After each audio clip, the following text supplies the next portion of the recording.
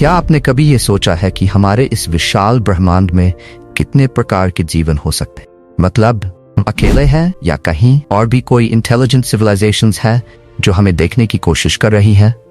चलिए तैयार हो जाइए, क्योंकि हम ब्रह्मांड की विशालता, संभावित एलियन सिविलाइजेशंस और फर्मी पैराडॉक्स को समझने वाले हैं।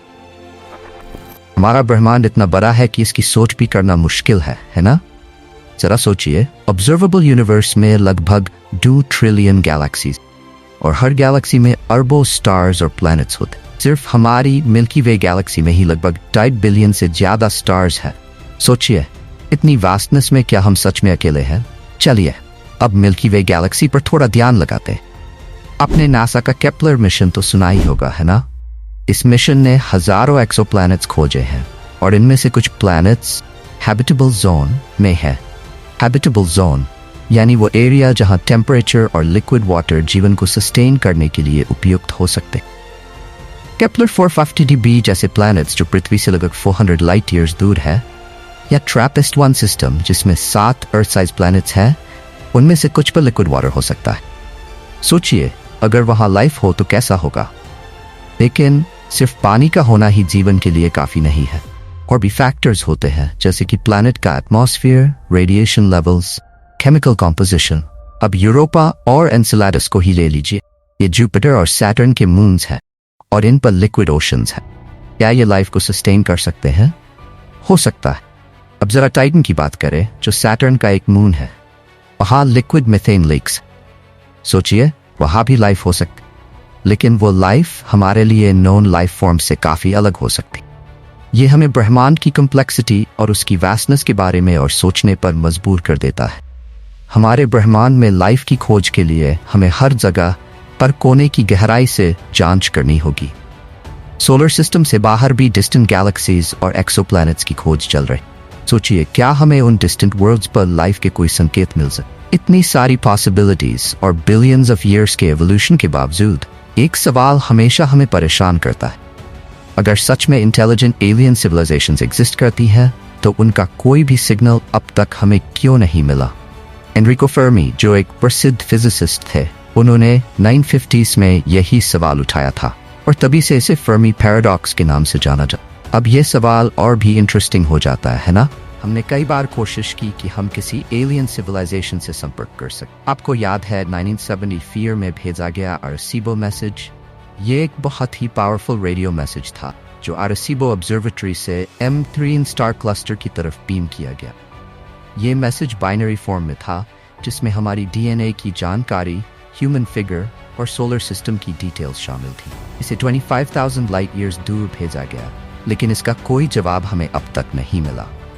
अब सोचिए, ये मैसेज एक तरह की यूनिवर्सल लैंग्वेज में था, ताकि अगर कोई एडवांस्ड सिविलाइजेशन इसे रिसीव करे तो हमारी बेसिक इंफॉर्मेशन समझ सके। इसके बाद 1983 में नासा ने high frequency active auroral research program शुरू किया, जिससे इलेक्ट्रोमैग्नेटिक वेव्स का इस्तेमाल करके सिग्नल्स की खोज की जाती है। हम कोशिश तो कर रहे हैं, लेकिन क्या वो हमें सुन रहे हैं? फिर आता है 1977 का वाव सिग्नल, जो ओहायो स्टेट यूनिवर्सिटी के बिग ईयर रेडियो टेलीस्कोप ने डिटेक्ट किया था। ये सिग्नल सिर्फ 70 सेकंड्स के लिए आया और फिर गायब हो गया। इसका सोर्स आज तक अनएक्सप्लेन्ड है और इसे एलियन लाइफ के एविडेंस के रूप में देखा जाता है। क्या वो एलियंस थे? हम आज तक नहीं जान पाए हैं, लेकिन वाव सिग्नल के बाद भी हम किसी पक्के या निरंतर सिग्नल को डिटेक्ट नहीं कर पाए हैं। सोचिए, अगर ये सिग्नल सच में किसी एलियन सिविलाइजेशन का था, तो ये सिर्फ एक अनोखी घटना थी, लेकिन इसका सोर्स क्या था? इसका कोई ठोस जवाब हमारे पास नहीं है। अब फर्मी पैराडॉक्स के कई सॉल्यूशंस दिए गए हैं, जैसे ग्रेट फिल्टर थ्योरी। ये कहती है कि इंटेलिजेंट लाइफ बहुत रेयर है और कई स्टेप्स को पार करने के बाद ही कोई सिविलाइजेशन सर्वाइव कर पाती है। या फिर ज़ू हाइपोथेसिस, जो मानती है कि एडवांस सिविलाइजेशंस हमें जानबूझकर इग्नोर कर रहे। और सबसे माइंड ब्लोइंग आइडिया है सिमुलेशन हाइपोथेसिस, जो कहती है कि हम शायद एक सिमुलेशन में रह रहे, मतलब सब कुछ एक सिमुलेशन हो सकता। एलियन सिविलाइजेशंस की संख्या का अनुमान लगाने के लिए फ्रैंक ड्रेक ने 1961 में ड्रेक इक्वेशन प्रस्तुत किया, ये इक्वेशन हमें ये एस्टिमेट करने में मदद करती है कि हमारी मिल्की वे गैलेक्सी में कितनी इंटेलिजेंट सिविलाइजेशंस एग्जिस्ट कर सकती है जो हमसे कम्युनिकेट कर सकती। आप जानते हैं मिल्की वे में हर साल कितने नए स्टार्स बनते हैं? ये संख्या लगभग 1 से 3 के बीच होती। और अब सवाल ये उठता है कि इन स्टार्स के आसपास प्लैनेट्स एग्जिस्ट करते हैं या नहीं। रीसेंट स्टडीज के अनुसार ये फ्रैक्शन 0.7 के करीब हो सकता है, यानी लगभग हर स्टार के पास कम से कम एक प्लैनेट हो सकता है। चलिए बात करते हैं कि हर प्लैनेटरी सिस्टम में कितने प्लैनेट्स हैबिटेबल जोन में होते हैं।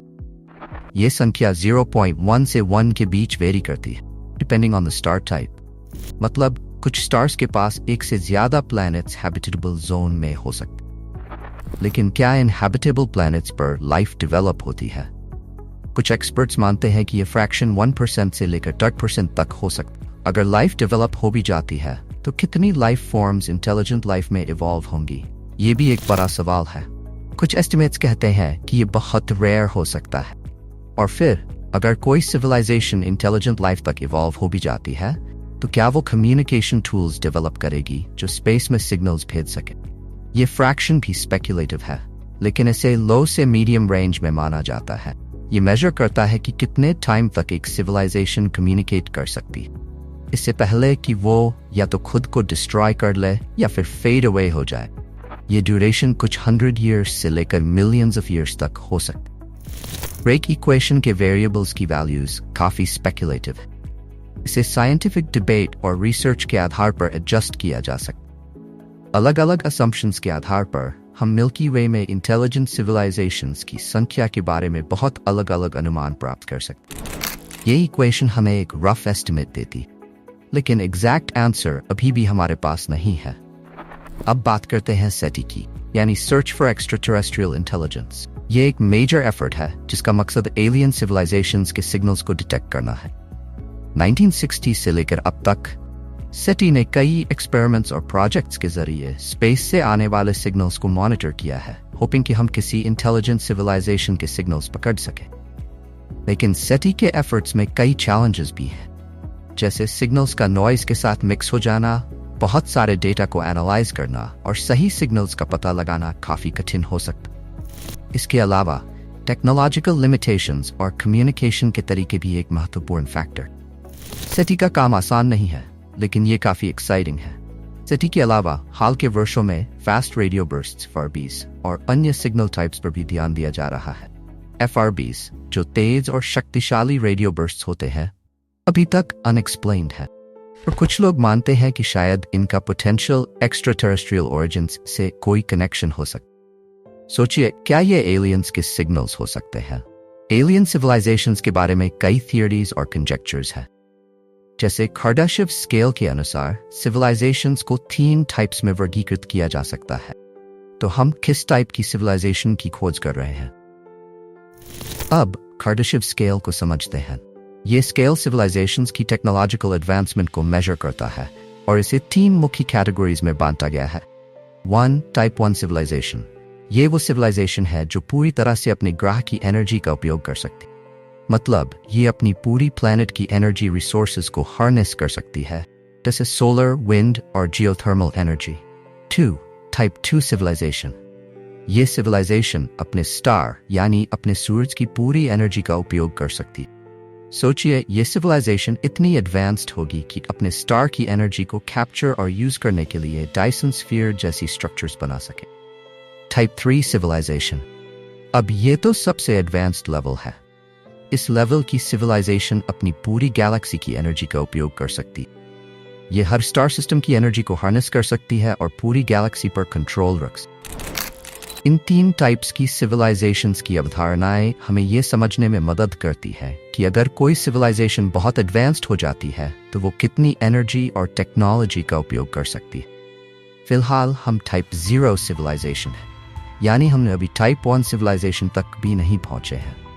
टाइप 1 तक पहुंचने में हमें शायद कई हजार साल लग सकते हैं। अब सोचिए, अगर किसी सिविलाइजेशन ने इतनी एडवांस टेक्नोलॉजी डेवलप कर ली हो कि वो टाइप 2 या टाइप 3 सिविलाइजेशन बन चुकी हो, क्या वो हमसे संपर्क करने का कोई तरीका खोज सकती? डायसन स्फीयर जैसे एडवांस्ड एलियन टेक्नोलॉजी के कॉन्सेप्ट्स पर भी चर्चा की जाती है। डायसन स्फीयर एक हाइपोथेटिकल स्ट्रक्चर है जो किसी स्टार की पूरी एनर्जी को कैप्चर करने के लिए डिजाइंड है। ये थियोरीज हमें ये सोचने पर मजबूर करती है कि अगर ऐसी सिविलाइजेशंस एग्जिस्ट करती है तो वो हमसे कैसे संपर्क करेंगी। वर्तमान में हमारे पास कोई कॉन्क्रीट प्रूफ नहीं है कि एक्स्ट्रा टेरेस्ट्रियल सिविलाइजेशंस मौजूद है, लेकिन साइंटिफिक खोज और रिसर्च जारी है। फर्मी पैराडॉक्स, ड्रेक इक्वेशन और सेटी के प्रयास हमें ये समझने में मदद करते हैं कि शायद हम इस यूनिवर्स में अकेले नहीं हैं। भविष्य में जैसे जैसे हमारी टेक्नोलॉजी और साइंटिफिक रिसर्च एडवांस करेगी, हमें नए इंसाइट्स मिल सकते हैं और हमें उम्मीद है कि एक दिन हम इस रहस्यमय सवाल का जवाब पा सकें। क्या हम ब्रह्मांड में अकेले हैं या कहीं और भी इंटेलिजेंट लाइफ मौजूद है? अपनी राय हमें कमेंट्स में जरूर बताएं।